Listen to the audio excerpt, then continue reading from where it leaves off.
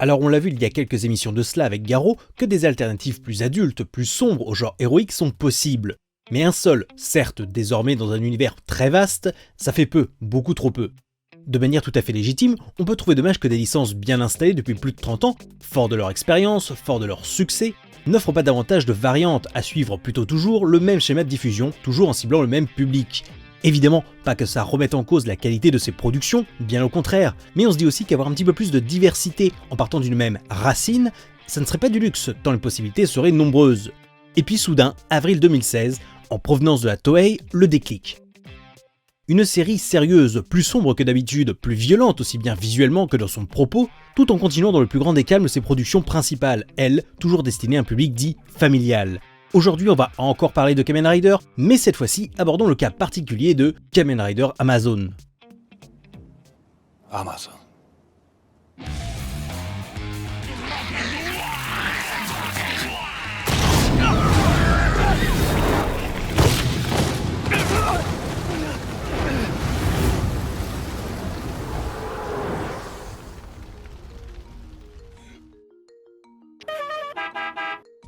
Kamen Rider Amazon est une série produite par la Toei en 2016 et comptabilisant à ce jour 2 saisons de 13 épisodes et un film sorti en mai dernier au Japon en guise de conclusion.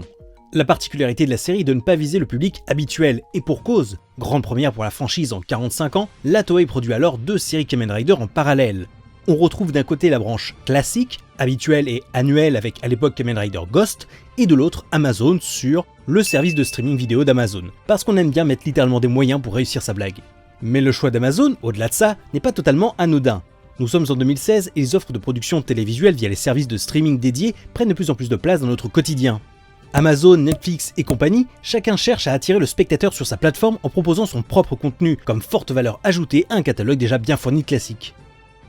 Toei tente alors quelque chose dans un esprit assez similaire à celui de Marvel et de son partenariat avec Netflix. Prendre des personnages de son catalogue pour en faire des séries qui partent sur la même base que la branche dite mainstream grand public, les séries télé Kamen Rider d'un côté, les films Marvel au cinéma de l'autre, mais profite dans les deux cas de ce nouveau moyen de diffusion pour tenter d'injecter un peu de neuf à la formule.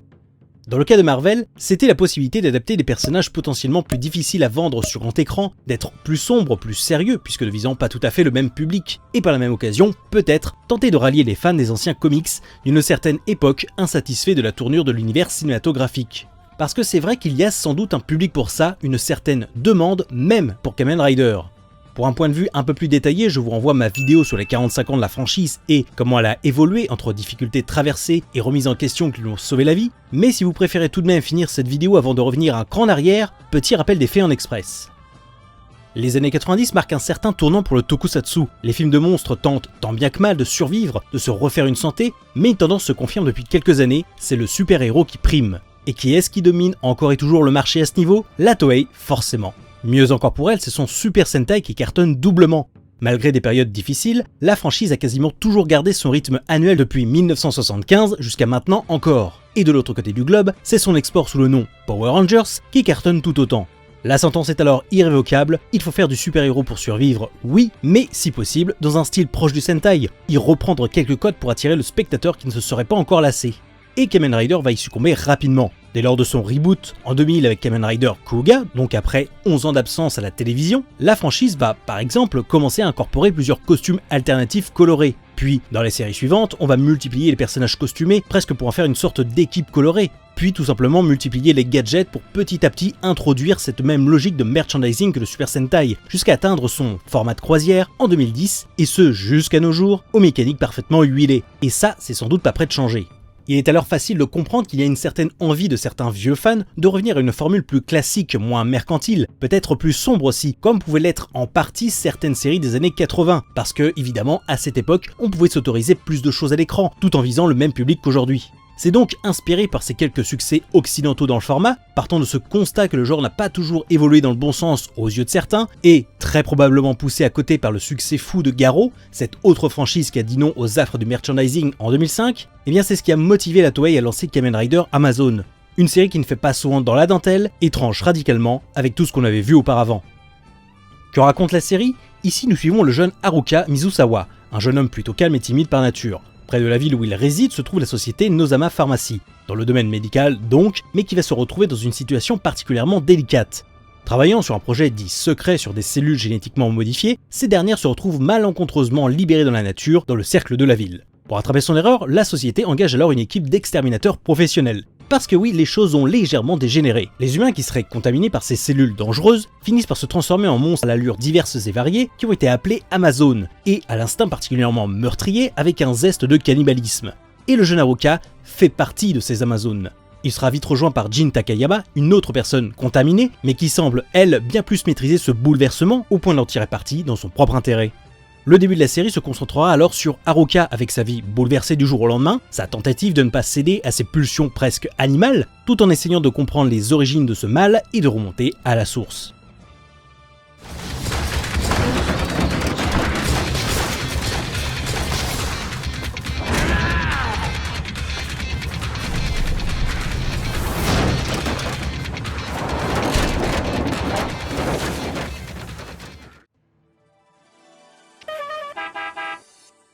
On va vite y revenir, mais outre l'aspect plus sérieux vis-à-vis du reste de la production, la série m'intriguait de base rien que pour son nom.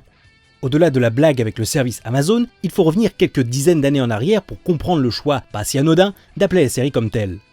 Parce qu'à une lettre près, Kamen Rider Amazon, donc sans le S cette fois-ci, était une autre série. Là encore, j'en parle brièvement dans cette même vidéo sur la franchise, mais disons que Amazon est une série de 1974, la 4e de la franchise Kamen Rider, et qu'elle n'a pas fait long feu sur les écrans. Dans son concept initial, elle tranchait déjà avec les précédentes séries, et elle avait surtout cette particularité d'être plutôt violente, visuellement parfois crue pour une simple série de super-héros pour enfants, série dans laquelle le héros est justement accompagné régulièrement d'un enfant. Elle dégageait donc une aura particulière, où l'on retrouvait plusieurs éléments clés de la franchise, et en même temps, les enfants visionnaient dans le plus grand des calmes une série où les monstres se faisaient arracher les membres violemment, et fusion de sang plutôt explicite incluse. Et c'est ce qui a causé sa perte, puisque la série s'est finie plus tôt que prévu en ne dépassant même pas les 25 épisodes, suite selon la légende aux plaintes des parents devant un tel programme. Même aujourd'hui, Amazon premier du nom garde toujours cette réputation de série à part. On sent que la Toei a voulu tenter quelque chose, même si ça doit échouer, mais a tenté d'y aller jusqu'au bout. Et c'est ce qui rend alors le projet Amazon 2016 si intéressant à mes yeux. Ce n'est pas vraiment un reboot, la série reprend quelques idées ici et là de l'original, mais veut surtout garder cet esprit, cette image de série en dehors du système, avec un ton et une approche différente, un peu pour surprendre, bousculer le fan de longue date. On part donc sur des intentions extrêmement louables. Mais, car il y a un mais. Car si la base du projet me paraissait très pertinente et originale, c'est plus au niveau de la forme que j'avais quelques doutes. Je vous ai donc fait le rapprochement avec le système Marvel, Netflix, puisqu'on se doute bien que c'est l'une des principales sources d'inspiration du projet, l'idée étant loin d'être idiote. Le problème c'est que je n'aime pas les séries Marvel par Netflix, en tout cas pas la première vague, n'ayant pas continué ensuite. Pourtant le MCU en avait besoin, les films tournant vite en rond au niveau du ton, mais je n'ai pas réussi à être totalement convaincu.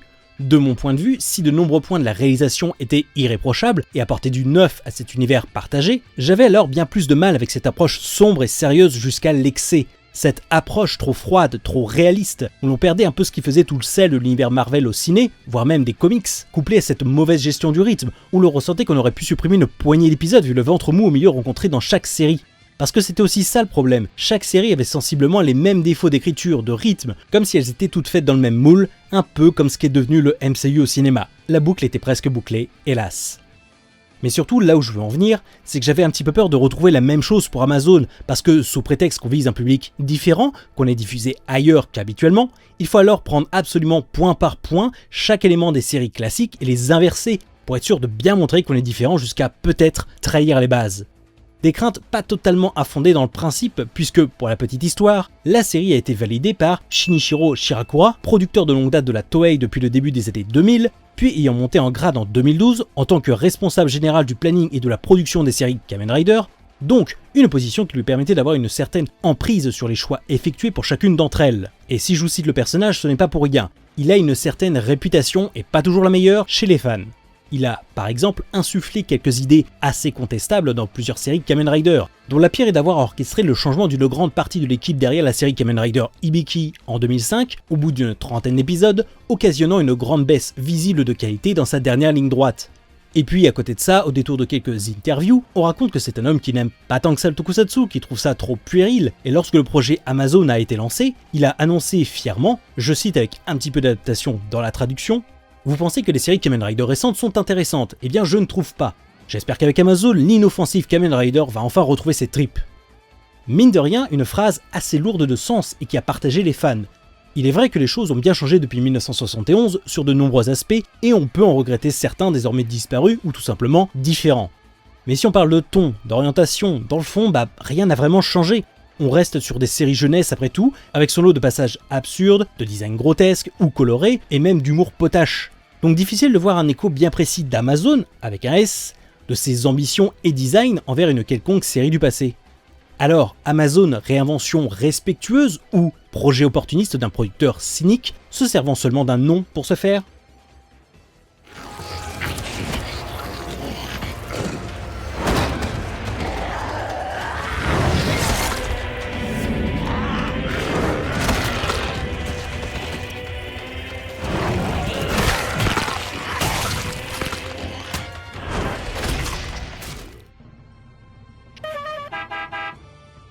Kamen Rider Amazon est une série extrêmement surprenante sur bien des aspects, voire même déconcertante, tant elle sait faire des choix plutôt audacieux au travers de ses 2 saisons de ses 26 épisodes. Pourtant, je vais être honnête, le premier contact avec la série n'a pas été des plus convaincants. Déjà, l'esthétique peut surprendre. Avec Kamen Rider, de manière générale, on est plutôt habitué à voir quelque chose de coloré, aussi bien dans les décors, la photographie ou, tout simplement, les designs des personnages en costume, sujet de moquerie pour certains, mais véritable atout de la franchise et du genre en général. Ici, Amazon est une série très grise, sombre en apparence, et je ne parle pas que du ton. On perd alors l'aspect coloré pour une sorte de filtre gris appliqué à l'image, filtre qui peut laisser cette impression que, sous prétexte qu'on est dans une série qui ne s'adresse pas aux enfants, ni au grand public, on le fait bien comprendre jusque dans le visuel, rendre la chose plus froide, comme exactement les séries Marvel par Netflix, qui partaient ici dans une optique héros de la rue, agissant souvent la nuit, dans l'obscurité. Pas que le choix ne soit pas pertinent dans le fond, mais paraît un petit peu artificiel à forcer ce côté adulte. Pour autant, la série va commencer à prendre à revers les attentes du spectateur avec le point suivant, le chara-design des créatures, composante essentielle de tout bon tokusatsu. Comprendre par là qu'au début, très naïvement, quand je voyais de loin le projet de la série, je pensais qu'en visant les adultes, qu'en adoptant un format court vis-à-vis des séries standards à 50 épisodes, le rendu visuel, le sacro-saint budget, allait se montrer un petit peu plus à l'image, prêt à ressentir une étape franchie. Eh bien pas vraiment, et je ne dis même pas ça négativement. Amazon prend ce parti de rester dans une approche 100% tokusatsu, avec ce qu'il faut de design pensé pour être transformé en costume praticable, à dimension humaine, le tout avec un rendu très stylisé, absolument pas réaliste, alors qu'au vu de l'approche initiale du projet, sérieux, sombre, voire horrifique, c'est peut-être ce à quoi on pouvait s'attendre. En tant que fan, on sent qu'on n'a pas voulu marquer une grosse rupture avec l'esprit de la franchise, mais peut-être que cela rebutera le profane qui tenterait de s'y mettre via Amazon. À mes yeux, c'est pourtant une vraie qualité. Il y a ici une vraie recherche dans le design, une recherche très inventive qui arrive justement à bien doser entre la stylisation habituelle qu'offre le tokusatsu, une certaine simplicité très évocatrice, sans pour autant sombrer dans un certain ridicule, quelque chose de trop différent mais mal maîtrisé, qui dénoterait avec l'ambiance sérieuse, poisseuse voulue par la série. Oui, pour résumer, si vous préférez, on a donc toujours ces costumes en caoutchouc et plastique, on voit les artifices, et ça ne sonne pas hyper réaliste à coup d'images de synthèse, et c'est pas plus mal en fait. Je dirais même qu'on sent véritablement l'influence de Garo dans l'approche, l'horreur, le côté animal, mais sans pour autant la singer.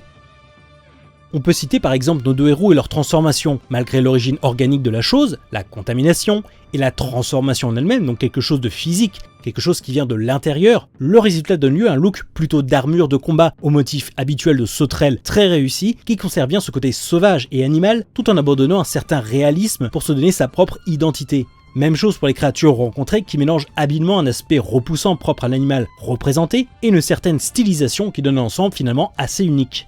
En bref, la série se montre déjà respectueuse envers son passif, ne la trahit pas dans son esthétique sous prétexte qu'elle est pour adultes. Bien au contraire, elle l'embrasse totalement pour un résultat surprenant. Un sentiment d'ailleurs renforcé par la réalisation, elle aussi pas très conventionnelle, même au sein de la production. C'est-à-dire que pour du tokusatsu moderne, en termes d'action, on se rend rapidement compte que la série utilise très peu, pour ne pas dire le minimum syndical, d'effets spéciaux numériques et se contente très souvent d'une approche un peu à l'ancienne, très épurée. Beaucoup d'effets spéciaux traditionnels, comme les fameux sauts câblés, pour accompagner d'excellentes chorégraphies de combat dynamiques et violentes, faisant indéniablement penser à ce qu'on faisait à une certaine époque. Pas très conventionnel, parce qu'on retrouve cette approche de l'action à l'ancienne, avec une réalisation globale des plus correctes, pour ne pas dire vraiment bonne, dans sa photographie, sa façon de cadrer les plans et sa manière de créer une excellente ambiance pesante et malsaine. On n'oublie pas non plus par la même occasion que le public visé permet à la série de se lâcher totalement dans la représentation de la violence, ce qui surprend toujours au premier abord. À mes yeux, c'est une sorte d'impression de voir une remasterisation d'une ancienne série, avec du matos plus récent, un côté volontairement dans les deux camps. Et le pire, passé un certain temps d'adaptation, eh bien c'est que ça marche vraiment. À côté de ça, de manière générale, j'ai un peu la même progression de le ressenti pour tout ce qui est de l'aspect narratif, à savoir un début qui peut laisser perplexe, mais qui demande un certain temps pour montrer tout son intérêt. Oui, les débuts sont un petit peu mollassons, et pas forcément des plus originaux.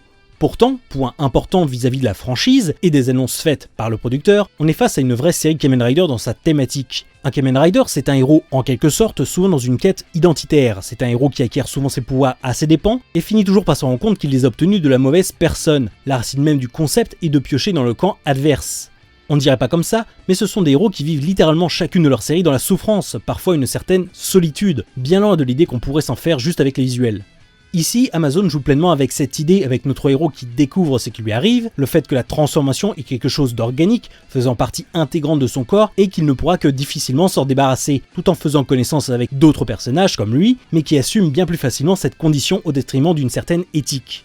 D'un point de vue du respect de son héritage, la série est à nouveau déjà une réussite. Mais à côté de ça, quand on y repense, les débuts de la série, sur le papier, c'est simplement l'idée d'une sorte de virus qui contamine une ville et dont une équipe de mercenaires va s'occuper de la menace pour éviter sa propagation, presque sous la forme d'un monstre de la semaine.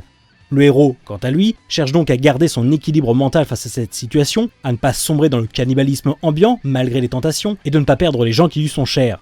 Donc, à mes yeux, quelque chose indépendamment de la licence Kamen Rider qu'on voit déjà ailleurs depuis de nombreuses années. La découverte des pouvoirs, la tentation de mal s'en servir, la menace qu'on va retrouver chaque semaine. Bref, la série ne propose pas tout de suite quelque chose de vraiment neuf et immédiatement prenant.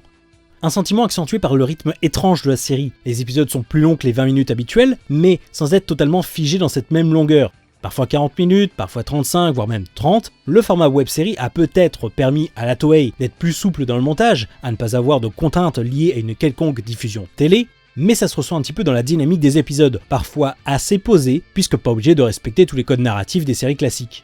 Donc que les débuts sont à certains freins pour certains, je peux le comprendre, mais ça serait lâcher la série avant qu'elle ne décolle vraiment et révèle quelques belles surprises.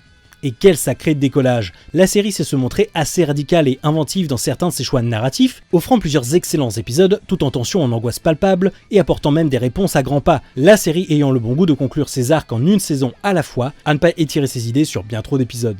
D'autant qu'en plus de ça, petite cerise sur le gâteau, la deuxième saison est aussi bonne que la première si ce n'est meilleure. Audacieuse, risquée, cette suite explore quelques conséquences de la première, sans pour autant être une pure suite directe, facile et évidente. Toutefois améliorée, la saison 2 peut laisser un sentiment proche de la première dans ses débuts. Sans en dire plus, disons qu'on nous raconte la suite sous un autre angle très différent de la première, ce qui fait qu'on traverse les premiers épisodes de la saison 2 de manière presque floue, en se demandant où est-ce qu'il veut bien en venir pour démarrer ainsi. Mais là encore, le scénario se démêle avec réussite tout le long de la saison. Tout devient plus limpide et les choix effectués prennent alors tout leur sens pour finir sur un dernier tiers vraiment surprenant, toujours aussi radical, on sentirait même d'ailleurs un certain message qui tacle gentiment la nouvelle génération, le tout aussi bien pour une série Kamen Rider que pour une série au sens large, et ça mine de rien c'est très fort. D'autant plus qu'on est dans une série pour adultes et un format court, ce qui fait que l'aspect merchandising propre au genre depuis pas mal d'années n'est quasiment pas présent. On ne retrouvera alors pas des personnages, des passages, voire même des épisodes entiers, juste là pour nous vendre un produit dérivé dans la foulée sur Amazon. On sent que la série se concentre continuellement sur l'essentiel, l'intrigue avance, les personnages se développent autour d'excellents dialogues et de dilemmes, voire de choix moraux bien délicats, et pas que je crache sur les séries et l'orientation récente, mais il est vrai qu'on assiste parfois à un certain abus sur ce côté collectionnite à tout va, et qu'il était nécessaire de proposer une série diamétralement opposée, aussi bien de ce point de vue-là, et montrer qu'on peut s'en détacher pour créer du neuf. C'est donc cet ensemble de prises de risque savamment distillées au sein d'une structure finalement assez familière qui donne ses saveurs particulières à Kamen Rider Amazon. On attendra éventuellement la disponibilité du film servant de conclusion pour un avis définitif, mais on peut déjà le dire, ces deux saisons sont une vraie bonne expérience que je conseille à tous. Que l'on soit fan de Kamen Rider ou simple novice de passage, la série vaut le coup, ça peut justement être un bon point d'entrée vers le tokusatsu, avec une transition moins violente qu'avec les séries classiques, plus joyeuses, extravagantes et colorées. On se retrouve avec une série plus posée, plus terre-à-terre, et qui maîtrise mieux sa narration, sur un nombre d'épisodes bien plus faible qu'habituellement, le tout porté par une excellente bande-son signée Kinuyaki Aishima, aux sonorités parfois très étranges, presque saturées, étouffées, mais c'est bien ce qui renforce ce sentiment de malaise ambiant. Une réussite qui montre qu'on peut tout à fait sortir du carcan actuel à proposer deux visions en parallèle sans cracher sur 45 ans d'histoire. De quoi être plutôt confiant pour l'avenir de la franchise et peut-être même donner quelques idées pour appliquer cette formule régulièrement à d'autres franchises, voire même à la concurrence.